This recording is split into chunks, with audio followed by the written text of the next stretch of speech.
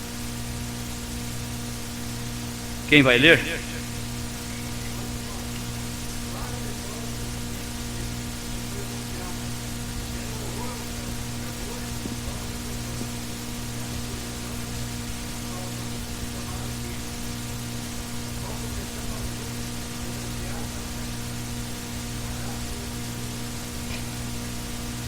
Amém. Timóteo, guarda o depósito que foi te confiado. Guarda. Esse depósito aqui, o que que era? A fé. Depósito da fé. Guarda, Timóteo, o depósito que foi te confiado. Tenha horror dos clamores, vãos e profanos, e as oposições. Os teus opositores, Timóteo, daqueles falsos que diz que são cientistas, que estão querendo enganar por aí, você afasta deles, tem horror deles, se afaste, se aparte e guarde o depósito que te foi confiado. Porque alguns dos que procederam dessa forma, desses que andam aí dizendo que eles dizendo que têm ciência, que são cientistas, que são sábios, que são entendidos, eles se desviaram da fé. Mas com você não vai acontecer isso, Timóteo. Guarde a fé. Em você eu sei que existe uma fé genuína e não fingida, como habitou na tua mãe Eunice e na tua avó Loide. Guarde esta fé, Timóteo, e você será vencedor por ela.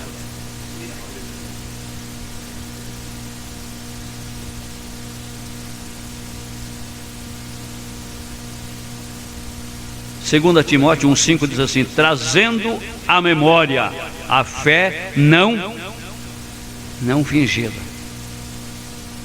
Está aí? 2 Timóteo 1,5. Está aí na tua Bíblia. Trazendo a memória. O que é memória? Lembrança. Trazendo sempre na lembrança. Se lembrando sempre da fé que habitou na tua avó, habitou na tua mãe e que habita em você também. Viu? Faça sempre a lembrança disto, Timóteo. Não esqueça disso. A fé não fingida. Fé fingida é aquela. Tem gente que tem a fé fingida. Ele finge que creu, finge que se converteu, dobra o joelho e finge que ficou crente. Mas lá dentro do coração, não. Esta é fé fingida. Fingiu. Às vezes vem num apelo, vem 2, 3, 4, 5, 6. Mas dentre aqueles, às vezes, a fé não é de todos. Tem aqueles de fé fingida. E daí não permanece na igreja. Aí nós perguntamos, mas que de fulano? Que de aquela irmã? Que de aquele irmão que não está mais congregando? É aquele... já está lá, sendo um joguetinho de Satanás outra vez. Por quê? Porque ele estava fingindo ser crente. E ninguém fica aqui dentro se for fingido. Aqui só fica os sinceros, os fiéis, os tementes a Deus. Aquele que tem temor de Deus fica aqui. Aquele que tem sinceridade no coração fica aqui. Aquele que creu verdadeiramente, ele fica aqui. Porque ele sabe que daqui, aleluia, ele está justamente no caminho que conduz para o céu. E esta é a porta dos céus, diz a Bíblia. É aqui que a porta do céu se abre para a pessoa. No dizer de Jacó, Mas se ele for fingido, ele ouve uma doutrina ou duas como essa que eu estou dando agora, e cai fora, porque não aguenta. Ele não se submete, não se sujeita à doutrina. Daí, acho que eu vou lá. Aqui está muito forte a doutrina, e aqui está muito duro. Mas eu acho que eu vou procurar uma outra igreja por aí. Mas se ele for sincero, ele fica aqui. Não, Jesus está aqui, eu creio em Jesus como meu Salvador, e vou permanecer nos pés dele, e vou suportar o peso da cruz, porque tem uma glória que me espera do outro lado, e vou ficar aqui. Aleluia. Vamos ficar aqui. Então, faz que nem aqueles discípulos que chegaram no Monte da Transfiguração. O que aconteceu com eles? Senhor, vamos fabricar aqui 3 tendas, 3 tabernáculos, 3 casinhas para nós aqui. Ou melhor, não para nós, uma para ti, outra para Elias e outra para Moisés. Vamos ficar aqui no monte, que é quão bom estarmos aqui. Que bom estarmos aqui nesse lugar. Não foi assim que eles disseram? Quando a pessoa crê de verdade, é assim. Quão bom este lugar, né, irmão José Diniz? Tem lugar melhor do que aqui? Tem lugar que tem a segurança como tem aqui? Não. Aqui nós estamos guardados, seguro, protegido, debaixo do sangue do Cordeiro, debaixo das mãos potentes do nosso Deus, do Senhor dos Exércitos, e portanto nós não tememos nada. 1000 cairão ao teu lado, 10.000 à tua direita, mas tu nunca serás atingido. Aleluia, porque estamos debaixo da proteção do nosso Deus. Amém? Deus abençoe os irmãos. Permanecei na fé, firmes, porque vamos adentrar daqui uma semana, já estamos num novo ano, né? E nesse novo ano, então, nós temos que caminhar pela fé, triunfar pela fé, fazer as coisas para Deus pela fé, estar na igreja pela fé, vir para os cultos, vir ouvir a doutrina pela fé, vir orar pela fé, vir contribuir na igreja pela fé, tudo pela fé, para a glória de Deus. Amém? Deus abençoe a todos.